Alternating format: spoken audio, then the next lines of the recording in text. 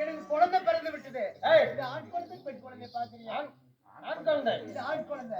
ஆனால் நாங்களும் இத்தனை வருட காலமாக குழந்தை இல்லாம தவசி இருந்து எங்களுக்கு கரத்தான நோக்கி தவத்தை புரியும் போது ஆனா எங்களுக்கு ஒரு குழந்தை பாக்கி கிடைச்சு விட்டது. இந்த ஒரு சந்தோஷத்தை நான் எங்களுக்கு சொல்ல வேண்டியது தெரியுமா? என்னோட கணவரிடத்துல சொல்ல வேண்டுமா?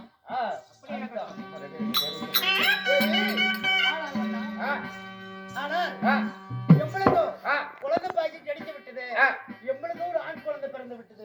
ஆனால் மன்னா இந்த குழந்தைக்கு நீங்களும் ஒரு பேரு சூட்ட வேண்டும். குழந்தை பாக்கி கிடைத்து விட்டது. பள்ளிக்கூடம் அனுப்ப வேண்டும், பாடசாலை அனுப்ப வேண்டும். அதனால் ஒரு பிள்ளைக்கு ஒரு பேர் வைக்க வேண்டும். அப்படி பேர் வச்சாதான் அந்த குழந்தை பள்ளிக்கு சென்று என் பேரை உரைக்கும். கணவர் தாய் பேரு தந்தை பேரை கூறும் அப்படின்னு சொல்லுகின்றார்.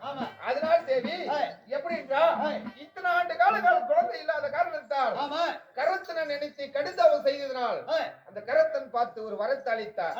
மனம் இறங்கி ஒரு வரத்தை அளித்தார். அதனால் எந்த பேர் இருந்தாலும் நான் ஒரு பேர் சூட்டிக்கின்றேன். எப்படி நான் சூட்டுற பேர் உங்களுக்கு சந்தோஷமா? பட்ட மார்கண்டே, பட்ட மார்கண்டே, பட்ட மார்கண்டே, பட்ட மார்கண்டே. தேவி எப்படின்றா நம்மளோட பைத்தியால கருத்தால் பிறந்ததனால் பட்ட மார்கண்டன் பேர் சூட்டி விட்டோம். தங்கள் சந்தோஷம் தானே? அப்படி ஆகிட்டும். அதனால இந்த குழந்தைய பாடசாலைக்கு தாங்கள் அனுப்ப வேண்டும். ஆகட்டும். ஆனா எப்படின்றா பிரகண்டேக்கும் ஞான சமுத்திராளுக்கும் குழந்தை பிறந்து விட்டது. பிறந்து 10 மார்க்குடன் பேர் குறித்து பாடசாலைக்கு பாடசாலைக்கு அனுப்பி அத்தனை கல்விகளும் ஞானங்களும் அத்தனை கற்றுக்கொண்டார்.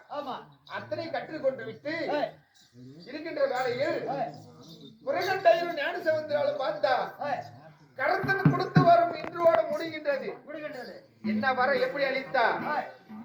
உன் குழந்தைக்கு பாதி ஆயில தருகின்றேன், முழு ஆயில கொடுத்தா மொண்டி ஓடு முறை ஓடு கொடுக்கின்றேன், 16 ஆயில் கொடுக்கிறோம் என்று உரைத்தார்.